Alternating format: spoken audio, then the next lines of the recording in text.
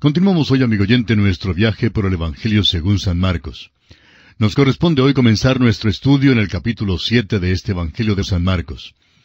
En este capítulo, Jesús reprocha a los fariseos, echa fuera al demonio de la hija de la mujer sirofenicia y sana al sordomudo. Este capítulo es más breve que el anterior, que tenía 56 versículos. El capítulo 7 tiene 37 versículos, y se nota una vez más que es un capítulo que desarrolla el tema principal de Marcos, que es mostrar que el Señor Jesús es el siervo de Dios que hace la voluntad de Dios. Jesús es un hombre de acción y hace las cosas que llamarían la atención al ciudadano romano de aquel tiempo y a cualquier persona cuyo anhelo es cumplir con el trabajo. Esta es la cosa maravillosa en cuanto a Jesucristo como Salvador. Él puede salvar, es capaz de hacerlo y es el único que puede salvar. El período entre el Antiguo y el Nuevo Testamento es un período en que ocurrieron muchos cambios de gran importancia. Fue uno de los períodos más llenos de acontecimientos en la historia de la nación de Israel. Durante los años de su cautividad, y en este período entre los dos testamentos, cuando ya habían regresado a su tierra, hubo un desarrollo de nuevos grupos y partidos que no son mencionados en el Antiguo Testamento. Había los fariseos, los saduceos, los escribas y los herodianos. En primer lugar tenemos a los escribas. Los escribas tuvieron un buen principio que realmente comenzó en los días de Esdras. Eran los intérpretes profesionales de la ley. Sin embargo, a la hora de la venida del Señor, habían llegado a ser personas quisquillosas, hombres que se preocupaban más con la letra que con el espíritu de la ley. En segundo lugar tenemos a los fariseos. Los fariseos también tuvieron un buen principio. Se presentaron para defender el modo de vivir judío contra todas las influencias del exterior. Eran legalistas escrupulosos, creían en el Antiguo Testamento y eran nacionalistas en cuanto a los asuntos políticos. Querían efectuar la venida del reino de los cielos o el reino de Dios sobre la tierra. En tercer lugar, tenemos a los saduceos. Los saduceos eran integrados por los ricos y por los que estaban inclinados a las distinciones sociales. En realidad, no tenían mucha profundidad espiritual. El hecho es que no tenían ninguna. Querían desprenderse de la tradición. Rechazaban lo sobrenatural en su aceptación del Antiguo Testamento. En cierto sentido, eran emparentados con los epicúreos griegos. Y en cuarto lugar tenemos a los herodianos. Los herodianos eran un partido en los días de Jesús, y ellos se presentaron como oportunistas políticos. Eran estrictamente los que trataban de mantener en el trono a los Herodes. Y vamos entonces a considerar el primer aspecto en este capítulo 7 del Evangelio según San Marcos. Leamos el primer versículo. Se juntaron a Jesús los fariseos y algunos de los escribas que habían venido de Jerusalén. Note usted que nuestro Señor ha causado tan buena impresión entre los fariseos y los escribas que estos hombres vienen de Jerusalén y llegan al lugar donde está Jesús predicando en Galilea. La buena impresión que causó Jesús también les llevará a través del río Jordán a la región de Decápolis, es decir, una región de 10 ciudades. Veremos eso dentro de un momento. Leamos ahora los versículos 2 hasta el 4 de Marcos capítulo 6. Los cuales, viendo a algunos de los discípulos de Jesús comer pan con manos inmundas, esto es, no lavadas, los condenaban. Porque los fariseos y todos los judíos, aferrándose a la tradición de los ancianos, si muchas veces no se lavan las manos, no comen. Y volviendo de la plaza, si no se lavan, no comen. Y otras muchas cosas hay que tomaron para guardar, como los lavamientos de los vasos de beber, y de los jarros, y de los utensilios de metal, y de los lechos. Vamos a detenernos aquí un momento para considerar esto porque es muy interesante. Hay una crisis que se presenta en cuanto a la persona de Cristo. Cuando estudiábamos el capítulo 6, en el versículo 30, leímos que los apóstoles se habían juntado con Jesús y que le habían contado todas las cosas que habían hecho. Jesús los había enviado y ellos volvieron y le contaron todo. Ahora los escribas y los fariseos llegan y se juntan a él, y es seguro que aquí habrá una confrontación entre el Señor Jesús y sus seguidores y los fariseos y los seguidores de ellos. Hay dos grupos alrededor de Jesús. Un grupo está integrado por sus amigos, sus seguidores que le aman. El segundo grupo incluye a sus enemigos, los que buscan su destrucción. Y siempre ha sido así. Hay dos grupos. Hay aquellos que confían en él y hay aquellos que le rechazan. ¿En cuál de los dos grupos se encuentra usted, amigo oyente? Esta es la pregunta de mayor importancia. La pregunta no es si usted es miembro de alguna iglesia, ni si ha guardado algunas ceremonias. ¿Cuál es su relación con Jesucristo? Esa es la pregunta más importante. Esa es la pregunta clave. Ahora, estos hombres evidentemente constituían una delegación especial enviada desde Jerusalén. Han sido enviados a Galilea para espiar a Jesús. Eran los antagonistas intelectuales que habían sido enviados para atrapar a Jesús. Y créanos, amigo oyente, que la manera en la cual nuestro Señor se defendió es para mí otra evidencia de su deidad. En el Evangelio según San Juan, capítulo 7, versículo 46, se nos dice: «Jamás hombre alguno ha hablado como este hombre». Este fue el testimonio de sus enemigos. Claro que no les era difícil hallar algún supuesto defecto en Jesús, porque el Señor Jesús pasó completamente por alto sus tradiciones. Veamos en qué consistían estas tradiciones. No criticaron simplemente a los discípulos aquí por causa de alguna pequeña violación de la etiqueta. Lo que les molestó de veras fue el hecho de que el Señor Jesús no hizo hincapié en que se guardaran las tradiciones, lo que según su interpretación del Antiguo Testamento era lo de mayor importancia. El incidente que se menciona aquí estaba relacionado más bien con un lavamiento ritual y no tenía nada que ver con medidas sanitarias. Marcos explica a beneficio de los lectores romanos que esta costumbre de lavamiento ceremonial era peculiar a la nación de Israel, y así lo era. Dios les había dado muchísimas instrucciones en cuanto al lavamiento, las que encontramos en el Antiguo Testamento y en el libro de Levítico. Es verdad que esto era de muchísima importancia, porque Dios estaba enseñándoles una gran lección mediante estos lavamientos. Pero los fariseos habían fundado una gran tradición que se creía ser una interpretación de la ley mosaica, y algunos hasta sostenían que Moisés les había dado las tradiciones cuando les dio la ley.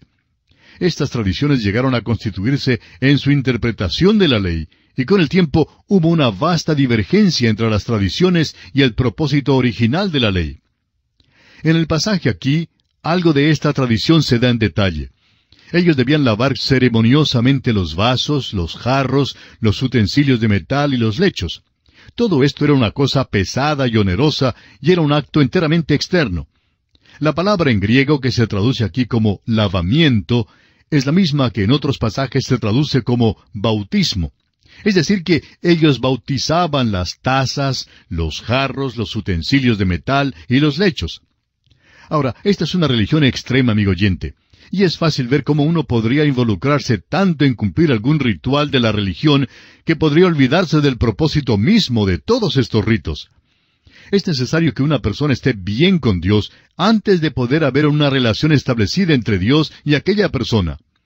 Y hallamos lo mismo hoy en día.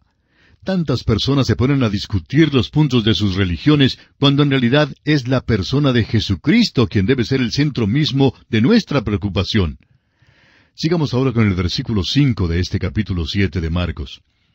Le preguntaron pues los fariseos y los escribas: ¿por qué tus discípulos no andan conforme a la tradición de los ancianos, sino que comen pan con manos inmundas? Por supuesto, esta acusación que fue lanzada contra los discípulos realmente fue una acusación contra él personalmente, porque estos eran sus seguidores. Ahora note usted cómo nuestro Señor los trata y veamos que no lo hace de una manera de las más tiernas. Leamos el versículo 6 del capítulo 7 de Marcos. Respondiendo él les dijo: «Hipócritas, bien profetizó de vosotros Isaías, como está escrito: Este pueblo de labios me honra, mas su corazón está lejos de mí». Amigo oyente, esta no es la forma más benigna de hablar a alguien. Un hipócrita es alguien que simplemente representa un papel. Esta palabra era usada entre los actores de teatro que desempeñaban un papel. En este caso, los hipócritas eran los que cumplían un ritual religioso sin sentir realidad alguna. Los labios y el corazón podrían haber pertenecido a dos personas distintas. No sentían más que lo que puede sentir un muñequito de madera sentado sobre las rodillas de un ventrílocuo. Amigo oyente, hay muchos hoy en día que simplemente cumplen un ritual en la iglesia, pero el corazón tiene que involucrarse si es algo genuino.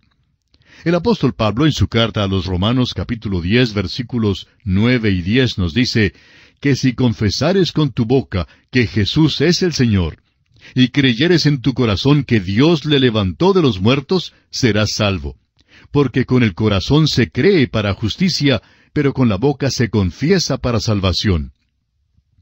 También tenemos hoy aquellos que se involucran en los credos y en las iglesias, en las confesiones y en la adoración pública, en el vestir y aún en la separación. Todo lo que puede llegar a ser un simple asunto de tradición y no una relación directa y personal con el Señor Jesucristo. Leamos ahora el versículo 7 del capítulo 7 de Marcos.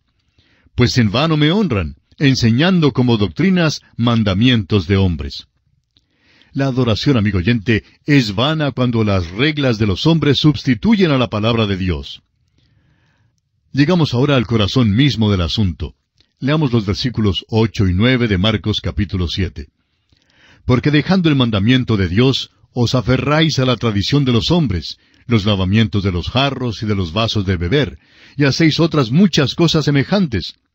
Les decía también, bien invalidáis el mandamiento de Dios para guardar vuestra tradición. Aquí está el problema.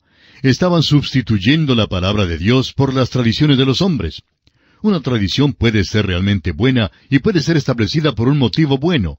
Sin embargo, llega a ser mala cuando llega a ser un sustituto de la palabra de Dios. Y eso es lo que había acontecido aquí con estas personas. Creemos que esta es la razón por la cual tantas denominaciones de hoy en día se han desviado de la palabra de Dios.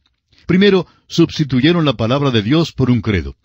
Luego empezaron a sustituir el credo por la palabra y el pensar de los hombres, y sus propios ritos de su denominación. Y así, dentro de poco, la palabra de Dios y su influencia desapareció por completo. Esto ha sucedido ya muchas veces. Pasemos ahora a los versículos 10 y 11 de Marcos 7. Porque Moisés dijo, honra a tu padre y a tu madre, y el que maldiga al padre o a la madre, muera irremisiblemente. Pero vosotros decís, basta que diga un hombre al padre o a la madre, es corbán, que quiere decir mi ofrenda a Dios, todo aquello con que pudiera ayudarte. Aquí les da un ejemplo de lo que ellos están haciendo. Moisés había dicho en la ley que debían honrar a su padre y a su madre, pero su tradición les permitía evadir la obligación de sus padres. Si un hombre no quería ayudar a su padre y a su madre cuando envejecían y sufrían de necesidades, pues dedicaba sus posesiones al sacerdote en el templo en una ceremonia conocida como el corbán, que quiere decir ofrenda. Al morir el hombre, sus bienes llegaban a ser posesiones del templo, y él se descargaba de su obligación para con sus padres. Prosigamos ahora con los versículos 12 y 13 que dicen, y no le dejáis hacer más por su padre o por su madre, invalidando la palabra de Dios con vuestra tradición que habéis transmitido. Y muchas cosas hacéis semejantes a estas. Jesús está diciendo que esta tradición era perniciosa y que contradecía directamente el propósito de la ley de Dios, o sea, el de honrar a su padre y a su madre. Hay un gran peligro hoy en día, y es el que las personas den dinero a cualquier grupo u organización que lo pida. Hay literalmente miles de organizaciones cristianas que envían a sus hombres para buscar por todas partes a los que ofrendan para su organización. Y hay mucho peligro en esto, porque hay ciertas obligaciones personales que hay que cumplir. Y deseamos ser francos. Tenemos aquí este programa de radio que tiene como propósito ir a través de toda la Biblia enseñando la palabra de Dios. Pero no habrá nadie que llegue a su casa de parte de este programa para entrevistarse con usted y pedirle dinero. Si los hermanos ofrendan para este programa, será porque tienen el deseo de dar, pero no porque alguien vaya a su casa a pedirles dinero. Los hombres y las mujeres tienen sus deberes personales, y claro es que deben ser miembros de una buena iglesia y deben sostener aquella iglesia con una porción de lo que Dios les da. Al seguir nuestro estudio de este pasaje, vemos que Cristo habla en detalle. Distingue entre lo que es externo y lo que es interno, y señala lo que es genuino. Muestra aquí que la religión no es algo que se puede frotar en el cuerpo como si fuera una pomada. No es algo que usted o come o se abstiene de comer. Notará usted entonces que entró en la casa y sus discípulos acudieron a él y le preguntaron en cuanto a la parábola. Leamos los versículos 18 al 23 de Marcos capítulo 7. Él les dijo, ¿también vosotros estáis sin entendimiento? ¿No entendéis que todo lo de afuera que entra en el hombre no le puede contaminar, porque no entra en su corazón, sino en el vientre, y sale a la letrina? Esto decía, haciendo limpios todos los alimentos. Pero decía que lo que del hombre sale, eso contamina al hombre, porque de dentro del corazón de los hombres salen los malos pensamientos, los adulterios, las fornicaciones, los homicidios, los hurtos, las avaricias, las maldades, el engaño, la lascivia, la envidia, la maledicencia, la soberbia, la insensatez. Todas estas maldades de dentro salen y contaminan al hombre. Estas son las cosas que realmente salen del corazón del hombre. Le garantizamos, amigo oyente, que si usted compra el diario de hoy y lo lee, no importa dónde viva, notará que estas son las cosas que han salido del corazón del hombre durante las últimas 24 horas. Aquí está el manojo feo de lo que se encuentra en cada corazón humano. Los malos pensamientos, inmoralidad, odio y enojo. Los adulterios y las fornicaciones, o sea, relaciones sexuales que son ilícitas. El homicidio, el enojo es homicidio. Los hurtos, el haraganear en el trabajo es hurtar, es decir, robar. La avaricia, el codiciar y el anhelar de cosas y puestos materiales. Las maldades, todos los hechos que se encaminan a herir a otros. El engaño, o sea, el fingimiento. La lascivia, es decir, la sensualidad. La maledicencia, o sea, la calumnia contra Dios o el hombre. La soberbia, y Dios odia esto más que todas las cosas. La insensatez, hechos que se hacen sin consideración de Dios o del hombre. Todas estas cosas salen del corazón, y es por eso que el Señor Jesús dice en el Evangelio de Juan, capítulo 3, versículo 7, «Os es necesario nacer de nuevo». Y pasamos ahora a considerar el siguiente aspecto en este capítulo 7 del Evangelio según San Marcos. Jesús echa fuera el demonio de la hija de la mujer sirofenicia. Leamos los versículos 24 al 30 de Marcos 7. Levantándose de allí, se fue a la región de Tiro y de Sidón, y entrando en una casa, no quiso que nadie lo supiese, pero no pudo esconderse. Porque una mujer cuya hija tenía un espíritu inmundo, luego que oyó de él, vino y se postró a sus pies. La mujer era griega y sirofenicia de nación, y le rogaba que echase fuera de su hija al demonio. Pero Jesús le dijo, «Deja primero que se sacien los hijos, porque no está bien tomar el pan de los hijos y echarlo a los perrillos». Respondió ella y le dijo, «Sí, Señor, pero aun los perrillos debajo de la mesa comen de las migajas de los hijos». Entonces le dijo, «Por esta palabra, ve, el demonio ha salido de tu hija». Y cuando llegó ella a su casa, halló que el demonio había salido y a la hija acostada en la cama. Ya hemos estudiado este incidente, amigo oyente. Usted recordará que nuestro Señor salió de su propia tierra y se encontró con esta mujer, la cual era griega y ciudadana de Tiro. Vino a Jesús por fe. Y la palabra hija aquí es la forma diminutiva que significa que era una muchachita. Al principio, la manera de tratarla de nuestro Señor puede parecer brutal, pero usted recordará que cuando estudiamos este incidente en el Evangelio según San Mateo, indicamos la interpretación según las dispensaciones, la cual es realmente la revelación de una gran verdad. Y creemos que hay otra cosa grande que es revelada, y es la exactitud de los 4 evangelios. Esta mujer es un ejemplo sobresaliente de fe en una persona que vive fuera de la tierra del Señor Jesucristo. Y nuestro Señor contesta su petición. Uno se pregunta si Jesús no vino a aquella región con el fin específico de contestar la fe de esta mujer. Y pasamos ahora al último aspecto en consideración en este capítulo 7. Jesús sana al sordomudo. Leamos el versículo 31 de este capítulo 7 de Marcos. Volviendo a salir de la región de Tiro, vino por Sidón al mar de Galilea, pasando por la región de Decápolis. Jesús sale de Tiro y Sidón y pasa por la región de Decápolis en su camino al mar de Galilea. Decápolis es traducida 10 ciudades. Están en la región cerca del mar de Galilea, y la lista de las ciudades incluye las siguientes: Esitópolis, Hipos, Pela, Damasco, Gerasa, Gadara, Rafana, Dión, Canata y Filadelfia. Jesús tuvo un ministerio grande en esta región. Las multitudes entraron en aquellas ciudades. Leamos ahora los versículos 32 al 37 de Marcos capítulo 7. Y le trajeron un sordo y tartamudo, y le rogaron que le pusiera la mano encima. Y tomándole aparte de la gente, metió los dedos en las orejas de él, y escupiendo, tocó su lengua. Y levantando los ojos al cielo, gimió y le dijo, Efata, es decir, sea abierto. Al momento fueron abiertos sus oídos y se desató la ligadura de su lengua, y hablaba bien. Y les mandó que no lo dijesen a nadie, pero cuanto más les mandaba, tanto más y más lo divulgaban. Y en gran manera se maravillaban diciendo, bien lo ha hecho todo. Hace a los sordos oír y a los mudos hablar. Permítanos decir, amigo oyente, que todas las cosas que Jesús hizo fueron hechas como auxilios a la fe. Todo el pensamiento aquí revela el hecho de que la condición de este hombre causó que Jesús empleara este método. Primero sus oídos fueron abiertos para que pudiera oír, y luego fue desatada su lengua. Después de esto, al parecer, fue inútil tratar de callar a las multitudes.